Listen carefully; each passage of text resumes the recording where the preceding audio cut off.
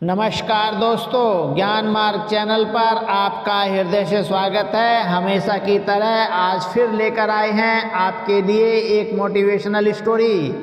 आज की motivational story एक परिवार पर आधारित है, जिसमें मम्मी पापा और उनकी एक बेटी प्रिया की शादी अमित के साथ कर दी जाती है। उसके बाद प्रिया के पापा का देहांत हो जाता है। घर बहुत बड़ा होने के कारण प्रिया की मम्मी का मन नहीं लगता है, तो प्रिया अपनी माँ को अपने पास बुला लेती हैं। तो वहाँ अमित और प्रिया और उसके बच्चों का रहन सहन देखकर प्रिया की मम्मी प्रिया को क्या शिक्षा देती हैं, तो ये कहानी वर्तमान समय पर आधारित है। आप शांत मन से सुनेंगे, हो सकता है आपका भविष्य भी उज्जवल हो जाए। तो समय का नुकसान किए बिना इस कहानी को शुरू करते हैं। प्रिया की शादी हो चुकी थी। प्रिया के पिताजी के इस दुनिया से जाने के बाद प्रिया की माँ का प्रिया के यहाँ आना जाना लगा ही रहता था। प्रिया उनकी इकलौती संतान थी। पिताजी के जाने के बाद माँ एकदम अकेली पड़ गई थी। घर का कोना कोना पिताजी के साथ बिताए मधुर पल की याद दिलाता रहता। जब माँ घर के अकेलेपन से डरने लगती, तो प्रिया के घर के चक्कर लगा आती। प्रिया ने कितनी बार कहा, इतने बड़े घर में अकेले रहना मुश्किल है, तुम मेरे पास आ जाओ। पर संस्कारों की बेड़ी में बंधी माँ उन बंधनों को तोड़ नहीं पाई। बेटी के घर में हमेशा के लिए रहना आसान नहीं था। दुनिया क्या कहेगी। प्रिया और अमित दोनों ही नौकरीशुदा थे। सुबह से लेकर रात तक घर में तूफान सा मचा रहता था। प्रिया जल्दी जल्दी घर के कामों को निपटाती जाती और नौकरानी को आदेश देती जाती। माँ अपने अकेलेपन को दूर करने के लिए आ तो जाती, पर यहाँ भी किसी को किसी के लिए फुर्सत ही नहीं थी। पर गनीमत था कि कम से कम शाम को प्रिया और उसका पूरा परिवार माँ के आसपास होता था। इंसान सुख के लिए दुनिया भर के नौकर चाकर तो रख लेता, पर माँ को देखते ही एक एक कर सब खिसकने लगते। प्रिया और बच्चों के जाने के बाद माँ सुबह से भूचाल को समेटने का प्रयास करने लगती। बिस्तर पर पड़ी भीगी तौलिया, मेज पर पड़े झूठे प्याले, लुढ़की हुई पानी की बोतलें, भगोने में पड़ी चाय की पत्ती, कितना कुछ तो समेटना होता था। माँ अक्सर पिताजी से कहती थी, पुरुष तो रिटायर होते हैं, पर औरत के जीवन में कभी रिटायरमेंट नहीं आता। उम्र के साथ बूढ़ी होती माँ काम करते वक्त न जाने इतनी ऊर्जा कहाँ से ले आती थी। माँ हमेशा कोशिश करती कि बच्चों को अपने हाथ का खाना बनाकर खिलाऊं। बच्चे भी नानी को देखकर फरमाइश कार्यक्रम शुरू कर देते थे। सुबह की निकली प्रिया का चेहरा थकान से उतर जाता था। कभी कभी तो वह माँ की गोद में सर रखकर लेट जाती। प्रिया अक्सर खाना ऑनलाइन ऑर्डर कर देती, कभी पिज्ज़ा तो कभी दाल मखनी। रोटियां घर आते आते ऐसी कड़क हो जाती कि दांत भी जवाब दे जाते। शुरू में तो माँ संकोच के मारे खा भी लेती, फिर धीरे धीरे कभी पेट खराब तो कभी तबीयत ठीक न होने का बहाना करके दूध पीकर ही सो जाती। एक दिन माँ ने दबे स्वर में प्रिया से कहा, प्रिया, ऐसी नौकरी का क्या फ़ायदा, तुम बच्चों पर ठीक से ध्यान भी नहीं दे पा रही। प्रिया ने तड़प कर कहा, माँ, आपके ज़माने की बात दूसरी थी। आज के ज़माने में जीने के लिए दोनों को कमाना पड़ता है।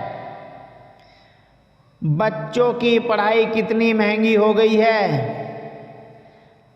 अगर मैं कमाने न जाऊं तो इनके शौक, इनकी पढ़ाई, घर की EMI और इनके भविष्य के बारे में सोचना मुश्किल हो जाएगा। वैसे भी मैं अपनी पढ़ाई को यूं जाया नहीं होने दे सकती।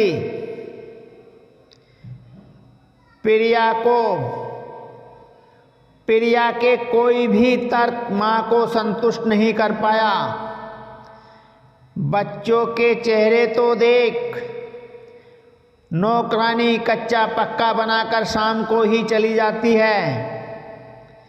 वो पानी जैसी दाल और ठंडी रोटी पता नहीं कैसे तुम लोगों के गले से उतरती है।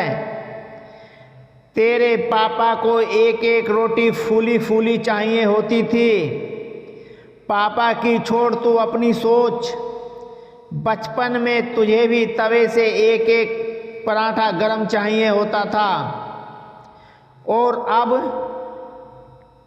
क्या हम काम नहीं करते थे? तुम्हारे यहाँ तो हर काम करने के लिए नौकर है। अमित जी भी तुम्हारे कामों में हाथ बटा देते हैं। तेरे पापा तो अपने हाथ से एक गिलास पानी तक नहीं लेते थे। प्रिया चुप थी। तुम्हारी मजबूरी समझती हूँ। तू भी थक जाती है। ऑफिस से आने के बाद काम करने का मन नहीं करता होगा। मानती हूँ तू अपने बच्चों की बहुत अच्छी माँ है। ये सब कुछ तू उन सब के लिए ही कर रही है। पर मैं ये सोच कर हैरान हूँ कि खाना खाने से पहले ही इंसान अपना पेट नाप कर कैसे बता सकता है कि कौन कितना खाएगा। तेरे पापा की हमेशा की आदत थी कि खाना खराब बन जाए तो पूरे खाने के वक्त वो भुनभुनाते रहते थे, पर अच्छा बन जाए तो कभी तारीफ के दो शब्द भी नहीं कहते थे। पर मुझे हमेशा पता चल जाता था कि खाना अच्छा बना है और तेरे पापा को पसंद भी आया है। जानती हो कैसे? तेरे पापा हमेशा 3 रोटी ही खाते थे, पर सब्जी अच्छी बन जाए तो 4 रोटी तक खा लेते थे। और मुझे उनके बिना कहे ही पता चल जाता कि सब्जी अच्छी बनी है। न जाने कितनी बार 4 लोइयों को जोड़कर मैंने तेरे पापा को 3 रोटियां बनाकर खिलाई हैं। प्रिया आश्चर्य से माँ को देख रही थी। तुझे याद है जब तू छोटी थी और मैं तुझे अपने हाथों से खाना खिलाती थी? तू अक्सर मुझसे पूछती थी, माँ मेरी 2 रोटी हो गई, और मैं तुझसे झूठ बोल देती, अभी कहाँ, अभी तो 1 ही रोटी हुई है, और मैं चुपके से 3 रोटियां खिला देती। तू अक्सर पेट भरने का बहाना करके खाने से उठने लगती। तब मैं बाबा, दादी, चाचा, नाना का कोर कह कहकर पूरी थाली खत्म कर देती।